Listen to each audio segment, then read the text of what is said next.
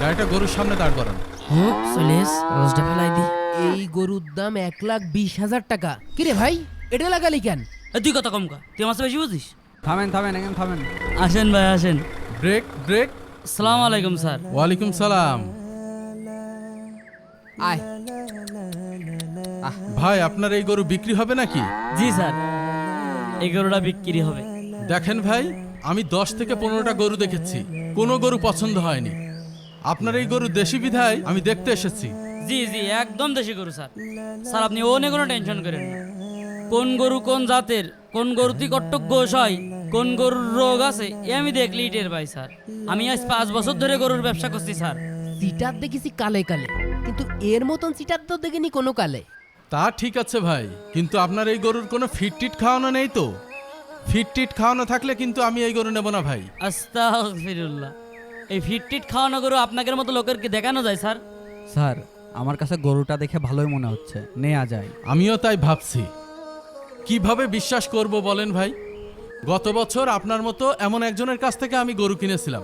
সেই গরুটা ঈদের আগের দিন স্ট্রোক করে মারা গেল, কারণ গরুটা ছিল ফিট খাওয়ানো।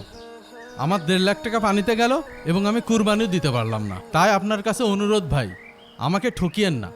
কি যে বলেন না ভাই, ওই মানুষ ঠকানো ব্যবসা আমাদের দ্বারা হয় না। আমাকে দেখে কি মনে হচ্ছে আমরা সিটার বাটপার? আজ যদি সিটার বাটপারই হতাম, আপনাদের মতো পোশাক আশাক থাকতো। এই দেখেন দিন পোশাকের অবস্থা, সিঁড়ে কি হয়েছে। এই সৎ আসি বিলেই এখনো সিরা জামা গাইতে বেড়াচ্ছি। যদি অসৎ হতাম তাহলে 4-5 তলা বাড়ির মালিক হতাম। আসেন স্যার, গরুটা হাত দিয়ে দেখেন, খুব শান্তশিষ্ট গরু। গরুটা কিনলে আপনার খুব লাভ হবে না। বাহ, মাশাআল্লাহ ভাই, গরুটা দেখে আমার খুব পছন্দ হয়েছে। গরুর দাম কত নিবেন? আপনার কাছে ফাউ কোনো দাম চাবো না, 1,20,000 টাকা দেন। আপনি যদি 1,20,000 টাকা আমার দেন, মোটে 3,000 টাকা আমার লাভ থাকবে না। পরের গরু নিজের বলে চালাই দিচ্ছে। গরুটা দেখে খুব ভালোই মনে হচ্ছে স্যার। আচ্ছা ঠিক আছে, আমি তাই দিচ্ছি। দাও, টাকাটা দাও। স্যার, এই যে টাকা নেন। মাল পটিয়ে গেছে। এই নেন গরুর টাকা। স্যার 1,20,000-ই আছে স্যার। আছে, গুনে দেখেন। 1 2 3 4 5 6 7 19 20। ঠিক আছে স্যার। তাহলে ভাই গরুটার একটু দোয়া করে দেন। জি তা তো দেবই। যাও শোনা, দোয়া করে দিলাম। আরিফ ভাই যদি মুখ না থাকতো তাহলে এই হ্যাংলা পাতলা গরু কোনোদিন বিক্রি করতে পারতো না। নেন স্যার, নেন একেবারে নেন, নেন। গরুটা খুলে গাড়িতে পৌঁছাই দেন। ঠিক আছে স্যার, নিতে পারবেন? নেন নেন। আরে যা। এই, যা, যা, যা, আয়, ওঠ, ওঠ। যা। এই সাত্তার ভাই, গরু কত নিল? 1,20,000। জিতছেন। ধন্যবাদ ধন্যবাদ। হালিম চাচা, ও কিডা গো? ও তুমি? ও তুমি তো গোয়ালি আছো। তা কি খবর? ওই গরু বেচেছো? আর বাবু তুমি একটা কথা কইলে, আমার সম্বন্ধে তোমার ধারণা নেই। আমার কাছে মরা গরু দিতে আমি বেশি ফেলা লোক, আর তো জেতা গরু বেশি দিস। কত বেচলে গো? বাইরে এসো করছি, বাইরে এসো। দাও, টাকা পয়সা দাও। ঈদের বাজার সদাই করা হয়নি। গরু কত বেচলে গো? আর বাবু সে কথা কইও না, গরু বেচতে খুব কষ্ট হয়েছে। এই দেখো টাকাটা গোনো, এখানে 1 লাখ আছে। ৮৬, ৮৫, ৮৬। এ আরিফ, তুই এক গরু বিক্রি করে 20,000 টাকা খালি, আবার ইনার কাছ থেকে টাকা খাত ধান্দা করছিস কি করতি? গরু একটু বেশি বেচতে ফেললে না? এবার কোরবানিতে গরুর দাম তো একটু বেশি, 1,20,000 হওয়ার কথা। হোর বাবু কি কও, এইটাই হচ্ছিল না? তোমার তো ভালো দামে গরু বেচে দিয়েছি। যাক, ভালো করেছো। আরে বাবু কোন চল যাচ্ছ, আমারটা দেও। গরু তুমি বেচলে 1,00,000 টাকা, এমনি তুমি লসে বেচেছো, তা তোমার কি দেবো আবার?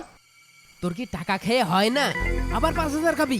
এত কষ্ট করে গরু বেচলাম, তুমি এই কথা কতি বললে? দুটো লোক সারাদিন তোমার গরুর পিছনে শ্রম দিলাম, বেশি না দাও 5,000 টাকা তো দিবা। দাও দাও বাবু, ঝামেলা করো না, দাও 5,000 টাকা দাও। টাকা 5,000 নিবা? অন্য লোকের কাছ থেকে বেশি নি, তুমি নিজের মানুষ, 5,000 দিবা, দাও। নিজের গরু বেচে পরের টাকা দিয়া লাগছে, হায় রে দুনিয়া। এই নাও 5,000 নাও। 1 2 3 4 5। আচ্ছা তাহলে ঠিক আছে, গরু বেচলে ভালো করে নে, গেলাম। এই নে তোর টাকা। ওই টাকা আমি নেব না। ও কম হয়ে যাচ্ছে, এই নে আর 500। তুই যদি ওই সব টাকাও দিয়ে দিস তাও তোর টাকা আমি নেব না। টাকায় কি দোষ করলো? এই টাকায় কোনো দোষ করিনি, শ্রম তো আমিও দিয়েছি, এই টাকার ভাগ তো আমিও পাবো, কিন্তু দোষ করেছিস তুই, তোর জন্য এই টাকা আমি নেব না। আমি কি তোর বাড়া ভাতে সাইড হেলিছি? তুই যার কাছে গরু বিক্রি করলি তার কাছে 20,000 টাকা খালি এবং গরুর মালিকের কাছ থেকে 5,000 টাকা খালি। তোর কি মনে হয় যে টাকা গাছে ধরে? এই মানুষের কাছে এমনি চাইলে টাকা দিত? তুই দিস, মানুষের 500 টাকাও দিস তুই? ওই টাকা ইনকাম করতে গেলি একটু এদিক সেদিক কথা কওয়া লাগে। তাই বলে তুই যত কথাই কোস না কেন, তোর এই হারাম পথে ইনকাম করা টাকা আমি শুয়েও দেখছি নে। আর তোর সাথে এই দালালি ব্যবসা কান ধরছি আজকের পর থেকে করবো না, করবো না, করবো না। আরে নে ভাই, দুই ভাই একসাথে ব্যবসা করি নে। তোর এই হারাম টাকা আমার পেটে গেলে হজম হবে না নে। ও এতকাল তোমার হারাম মনে হয়নি, এখন তোমার হারাম মনে হচ্ছে। এ দেখ, তুই যে ব্যবসা হালাল মনে করছিস, এটা কিন্তু মানুষকে প্রতারণা করে ধোকা দিয়ে কৌশলে টাকা আদায় করে নিচ্ছিস। কেউ না দেখলেও ওই আল্লাহ আছে, যেই দিন বিপদে পড়বি সেই দিন বুঝতে পারবি। আরে রাখতো তোর হাদিস, খুব বড় বড় হাদিস যা শিখেছে। আজ 5-7 বছর ধরে ব্যবসা করছি, তোর সে হাদিস আমি কম জানি না। সেই দিনকে আমাদের মসজিদের ইমাম সাহেব করছিল যে আমাদের নবী করিম সাল্লাল্লাহু আলাইহি ওয়াসাল্লাম বলেছেন, তোমরা ক্রেতার ভান করে পণ্যের দাম বাড়িয়ে দিও না, এটা নিঃসন্দেহে এক ধরনের প্রতারণা। আবার কি যা ফোন দিলে, পুরো ফোনটা বেরোয়ও না। হ্যালো হ্যালো কাকা, হ্যালো, হ্যালো। হ্যাঁ হ্যাঁ? শুনতে পাচ্ছেন? রাজু অ্যাক্সিডেন্ট করেছে, রাস্তায় দৌড়দৌড়ি করছিল, খেলার মধ্যে মোটরসাইকেল এসে মেরে দিয়েছে। কি হইলো, রাজুকে কি আমরা ওর? হসপিটালে নিয়ে আসি। হ্যাঁ? আপনি তাড়াতাড়ি হসপিটালে আসেন। কি গোস? আমার ছেলে, আল্লাহ। কাউকে ঠকিয়ে নিজে কখনো বড় হওয়া যায় না, তার বাস্তব প্রমাণ এই ভিডিওতে আপনারা দেখলেন। ভিডিওটা একটু শেয়ার করে দিয়েন।